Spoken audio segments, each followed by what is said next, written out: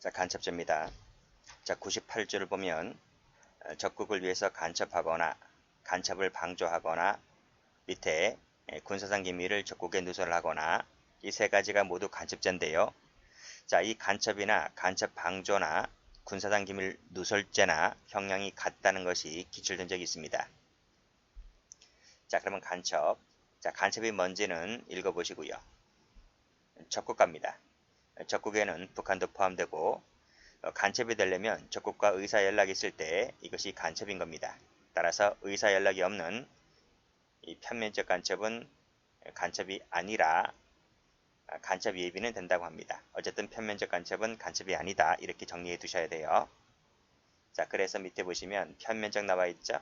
세모 치시고 밑에 단편적 나와 있죠? 이것은 간첩이 아니다. 아니다. 그냥 예비에 불과할 정도다. 이렇게 보시고 자, 그 다음 보시면 국가기밀 나와 있죠. 자, 국가기밀은 군사기밀에 한정되지 않습니다. 민심동향. 우리 민심동향 있죠. 나라가 망하려면 우리 옛날 삼국시대부터 가볼까요? 고구려 백제 신라 갈 때 간첩들이 그 나라에 가서 민심동향이 어떤지를 살피잖아요. 그래서 이제 본국에 보도하기도 하죠. 자, 민심동향, 수배자 명단, 데모 상황 이런 것들 다 본국에 알리죠. 이런 것들이 다 간첩질입니다. 다만 국내에 널리 알려진 이 공식의 사실은 간첩, 국가기밀이 아니라고 봅니다. 그러니까 이런 것은 알려도 간첩이 안 된다는 얘기죠. 자, 판례 보죠. 자, 국가보안법 중 얘기 나와 있는데 이미 일반인에게 널리 알려진 공지의 사실이 아니어야 한다는 거죠. 이제 공지사실은 국가기밀이 아니다. 이런 얘기입니다. 또 공지사실이 아니어야 하고 기밀로서 보호할 가치가 있을 때 그게 국가기밀이 된다. 이 뜻입니다.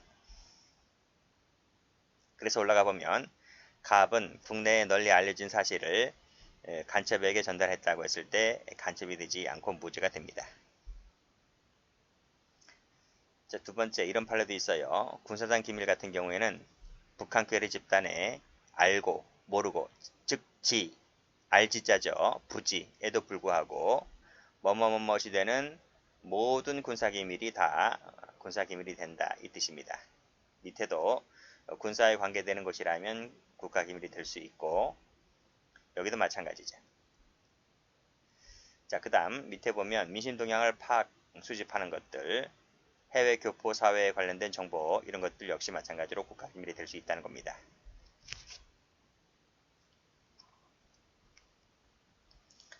착수 시기가죠. 착수 시기를 보면 여기 밑에 동그라미 1번부터 볼게요. 착수 시기는 두 가지로 나눠서 보셔야 됩니다. 하나가 침투 간첩, 하나가 고정 간첩. 특히 침투 간첩이 더 출제가 잘 돼요. 읽어볼게요.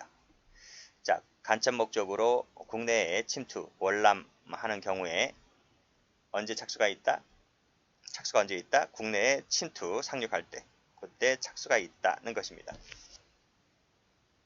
반면에 고정 간첩 같은 경우에는요. 그 지령에 따라서 국가기밀을 탐지 수집할 때 그때 착수가 있습니다. 자, 이 뜻은 아니라는 거죠.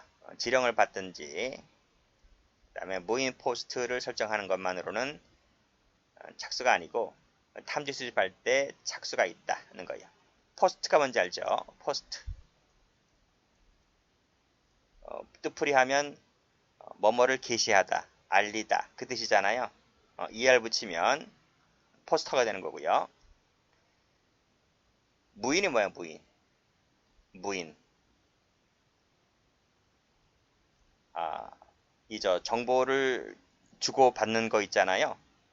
주고받을 때 항상 누가 본다는 거죠.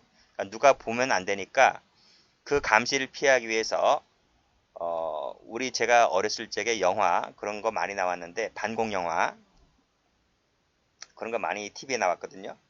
보면 간첩들이 꼭 침투해가지고 꼭 어디서 만나냐면 공동묘지에서 만나요. 이렇게 공동묘지 밤중에 공동묘지는 사람이 안 가잖아요. 그러니까 밤중에 간첩이 와가지고 땅을 파요. 이렇게 땅을 파서 땅을 파서 이 함에다가 나무 상자로 만들어진 함에다가 땅을 파가지고 묻어요. 그리고 이 간첩은 가는 거예요. 그럼 며칠 있다가 다른 간첩이 와요. 다른 간첩이 와서 두리번 누가 있나 없나를 살펴보고 이 누군가가 묻어놓은 이 함을 파내요. 파내서 이제 쪽지를 읽어보고 뭐 쪽지를 뭐 삼킨다든지 뭐 하는 거죠. 그러니까 사람이 서로 만나지 않고 접선하지 않고 누군가가 이렇게 묻어놓으면 도망가면 또 다음 놈이 와가지고 땅을 파서 읽어보고 또 도망가고 이렇단 말이죠. 그게 바로 무인 포스트예요. 무인 포스트. 그러니까 이것만으로는 착수가 아니라 그 지령에 따라서, 즉 간첩이 그 쪽지를 읽어보죠. 그 지령에 따라서 국가기밀을 탐지 수집하는 행위를 했을 때 그때 착수다 하는 것이 판례입니다. 그래서 여러분들은 침투 간첩과 고정 간첩을 구별해서 정리를 해두시고, 실제로 문제에는 뭐 침투 간첩이다, 고정 간첩이다 이런 말 안 써줍니다. 이 판결 요지대로 나오니까 판결 요지대로 보시면 돼요. 자, 그리고 밑에 동그라미 2번 기수식이 나와 있는데 전부 다 기수식이는 탐지 수집했을 때가 다 기수거든요. 이거 보세요. 다 그렇죠. 요때 다 기수다. 그러면 탐지 수집일 때 분명 위에서 뭐라고 했나요? 고정 간첩일 때는 탐지 수집할 때 착수라 했잖아요. 그럼 여기서 말하는 탐지 수집할 때 기수가 된다는 얘기는, 이것은 적으세요. 이것은 침투 간첩 관련된 판례이구나. 이렇게 필기하시면 됩니다. 자, 침투 간첩일 때는 언젠다? 언제 착수다? 국내에 침투 상중했을 때. 그리고 그 자가 밑에 기밀을 탐지 수집했을 때 기수가 됩니다. 자, 그리고 그럼 탐지 수집했잖아요. 탐지 수집하면 누군가한테 보고하거나 북한에 보고하거나 누군가한테 누설을 해야 될 것 아닙니까? 이건 어떻게 봐야 돼? 이거는 별도로 죄가 됩니까? 안 됩니까? 판례가 뭐라 하냐면 이것은 별도로 죄가 안 된다는 거예요. 이것은 탐지 수집에 흡수가 된다. 흡수. 포괄 흡수가 되어서 별도로 죄가 되지를 않는다는 게 판례예요. 여기도 마찬가지인 거예요. 여기도 마찬가지고요. 여기도 마찬가지고 전부 다 탐지 수집에 흡수가 됩니다. 여기도 마찬가지고 별도로 죄가 되지를 않는다. 이렇게 나오죠. 그쵸? 그러니까 여기는 별도로 죄가 안 된다. 이렇게 정리를 해 두셔야 돼요. 기출 여러 번 되었다는 겁니다. 자, 간첩 방조 갈게요. 자, 간첩 방조는 간첩과 대등합니다. 법정형이 똑같아요. 총칙 규정은 적용되지 않습니다. 각 측의 특징이기 때문에 그래요. 자, 그래서 종본 감경이 되지를 않는다 하는 거죠. 총론 시간에는 우리 방조본 배울 때 필요적 감경으로 배우죠. 그렇지만 각 측은 총칙의 특별 규정이기 때문에 각 측이 우선합니다. 그래서 여기서는 간첩 정범과 방조범형이 똑같다는 거예요. 간첩 방조란 간첩행위 그 자체를 방조했을 때 방조가 되는 겁니다. 따라서 간첩과 무관한 행위를 도와주는 것은 간첩 방조가 될 수가 없겠죠. 그런 내용으로 보도록 합니다. 판례 보시면 대등 동그라미, 동일 동그라미, 그 밑에 감경 X.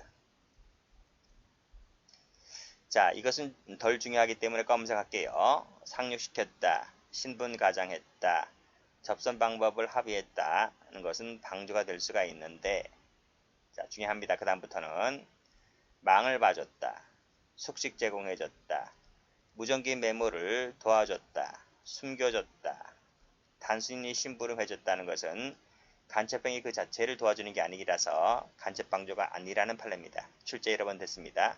여기도 메모를 마찬가지고.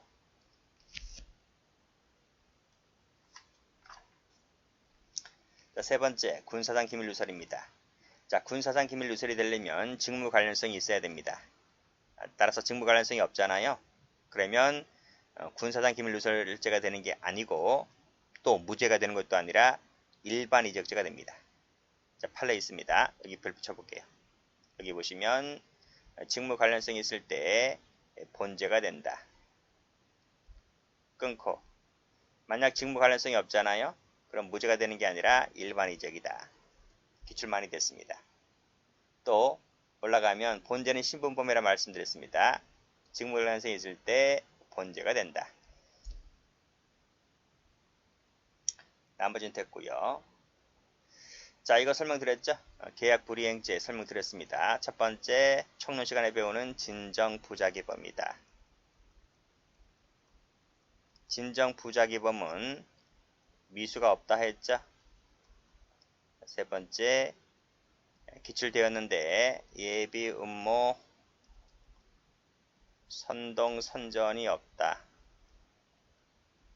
는 것 기억을 해 두시기 바랍니다. 자, 제3절 국기를 갑니다. 국기 갈 텐데 노트를 펴볼게요. 자, 노트를 펴보면 이 국기는 우리나라 국기입니다. 외국 국기는 밑에 나옵니다. 자, 우리나라 국기는 국기 국장 모독죄가 있고 국기 국장 비방죄가 있습니다. 모독죄, 비방죄 둘 다 목적범입니다. 기출됐습니다. 그리고 국기에 관련된 죄나 국기에 관련된 죄는 미수, 예비, 뭐 선동, 선전이 없어요. 올라가 보면 내란 외환은 있죠. 그쵸? 그런데 국기, 국교는 없습니다. 기억해 두세요. 자, 그러면 다시 와서 자, 국기, 국장 갑니다. 목적범위라는 거 말씀드렸죠? 대한민국을 모욕할 목적으로 국기, 국장을 손상, 제거, 오욕했을 때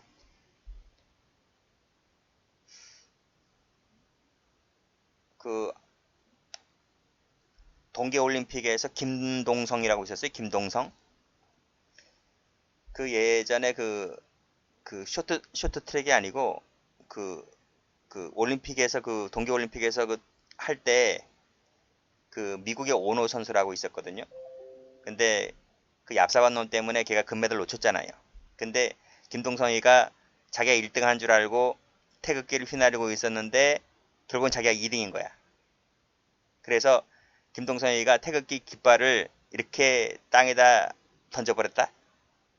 그게 일부 사람들이 그래서 저것이 국기 모욕죄가 되냐라고 하는 것인데 여기 나와 있잖아. 대한민국을 모욕할 목적이 있을 때 성립하는 죄지 김동성이가 모욕할 목적이 있었겠어요? 그 당시 때? 그게 아니잖아. 그쵸? 그래서 애당초 구성요건 해당성이 없는 것이지만 그런 얘기가 있었습니다.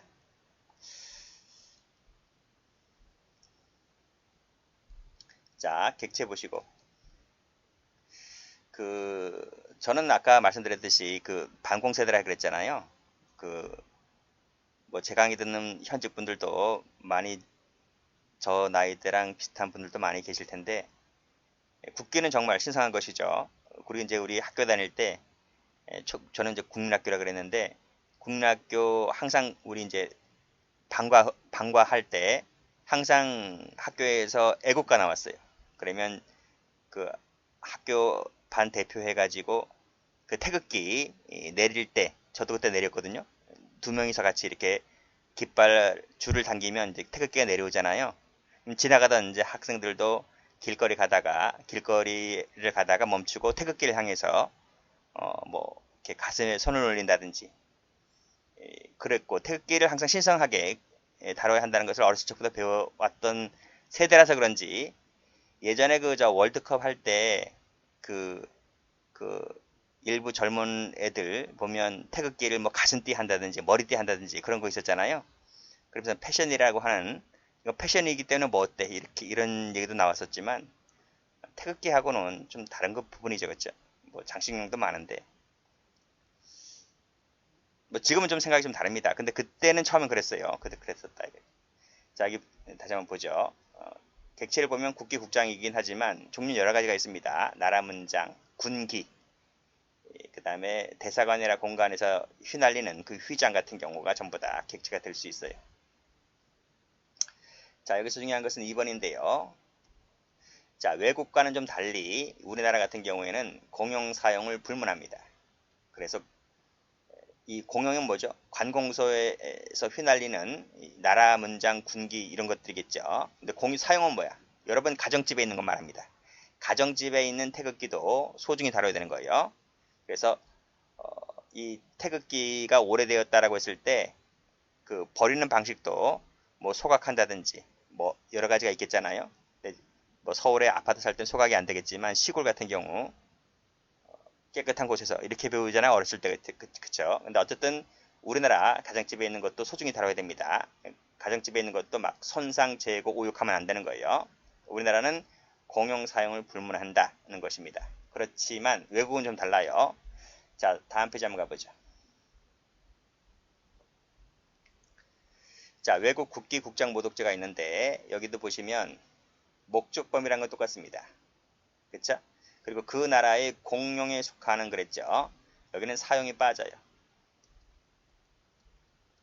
그래서 그 외국 국기 같은 경우 파는 데가 있잖아. 서울에 뭐 저기 있죠. 뭐 청계천 옛날에 뭐 청계천을 판다 그랬는데 파는 곳이 여러 군데 있잖아요. 거기서 사서 손상 재고 오욕해도 처벌하지 않습니다. 외국 국기 같은 경우는.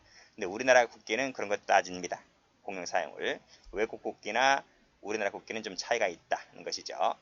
그래서 예전에 그 한미 무슨 FTA 협정 맺을 때 뭐 외국 그 미국 쪽을 상대로 해서 그 수입 농산물 개방할 때 성난 농민들이 막 전국에서 다 몰려오잖아요. 몰려와서 서울에 와서 미국 성조기 막 걸어놓고 막 불태우고 그러잖아요. 그래도 괜찮다는 거예요. 왜냐하면 이게 사용이기 때문에.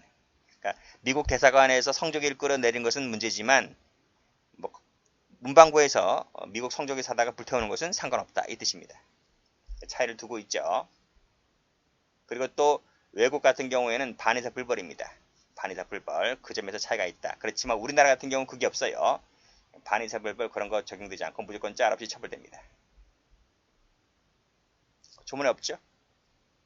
자, 그래서 자, 여기 도표를 만들어 놨는데 우리나라 국기와 외국 국기는 차이가 있다. 여기 보시게 되면 객체 관련해서 우리나라 같은 경우는 공용, 사용, 불문이지만 외국은 공용만 된다. 두 번째, 우리나라 같은 경우는 서출 조건이라는 게 없다. 짤 없이 처벌되지만 외국 같은 경우는 반의사 불벌입니다. 합의 보면 처벌 안 돼요. 자, 나머지는 읽어보시고. 자, 됐습니다. 자, 비방죄 마찬가지죠. 목적범이고요. 비방하면 처벌됩니다. 똑같아요. 여기도 반의사 불벌죄 아닙니다. 자, 국교에 관한 죄를 갑니다.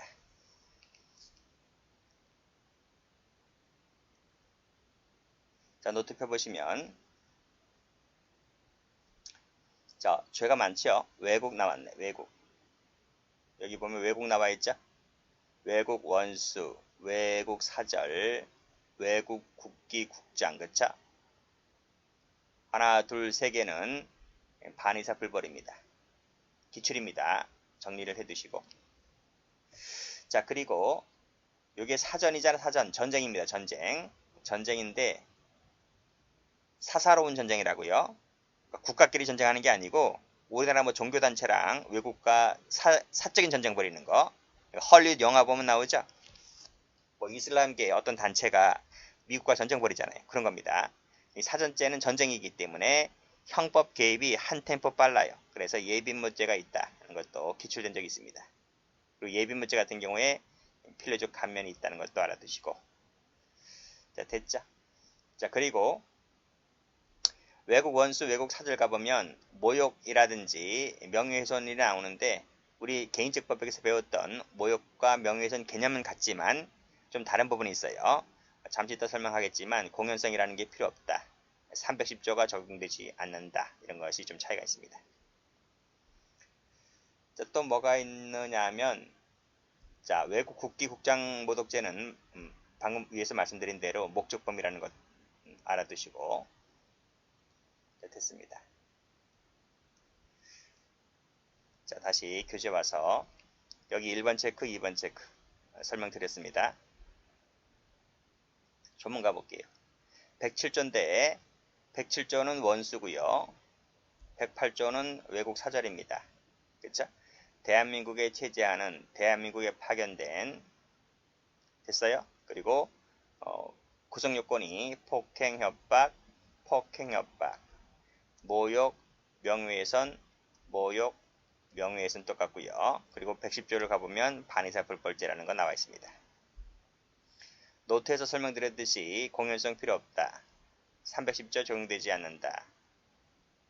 또 반의사 불벌입니다.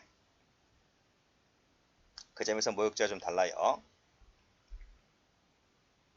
됐고. 자, 그리고 폭행, 협박, 명예훼손, 모욕은 각각 법정형이 똑같이 나와 있네요. 자, 판례 보죠. 자, 폭행 나와 있을 텐데 왜곡 사절에 신체에 가해지면 족하다. 반드시 신체에 접촉할 필요는 없다. 반드시 그러면 틀려요. 자, 그래서 이건 뉴스에도 나왔는데 지금 누군가가 지금 계란을 던졌거든요. 그런데 계란이 어디에 맞았느냐면 승용차 운전석 유리창하고 본네트에 맞았습니다. 그 대사관 신체에 직접적으로 맞은 건 아닙니다. 그렇다 하더라도 폭행죄를 인정했던 사건입니다. 됐고, 자, 왜곡에 대한 사전죄 나와 있었죠. 한자, 사사로운 전쟁을 벌인 자는, 그리고 착수 전에 자수하면 필요적 감면이 있다는 거 말씀드렸고, 나머지는 뭐 됐습니다. 자, 마지막으로 외교상 기밀 누설죄가 나와 있네요. 외교상 기밀을 누설, 탐지, 수집했을 때 처벌하는 조항입니다. 뭐 목적 이런 건 됐습니다. 형독 같은 거 됐습니다. 그리고 주체에는 제한이 없습니다. 신범범이 아닙니다. 그래서 자, 공지사실은 기밀이 아니라는 것은 앞에서 배운 대화와 똑같고요. 그게 판례 있을 겁니다. 여기 보시면 나와 있죠. 자, 이미 널리 알려져 있는 거, 이미 보도된 것은 기밀이 아니다입니다. 그렇죠?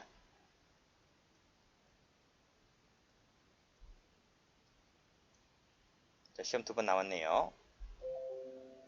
자, 됐고. 자, 여기까지 합니다.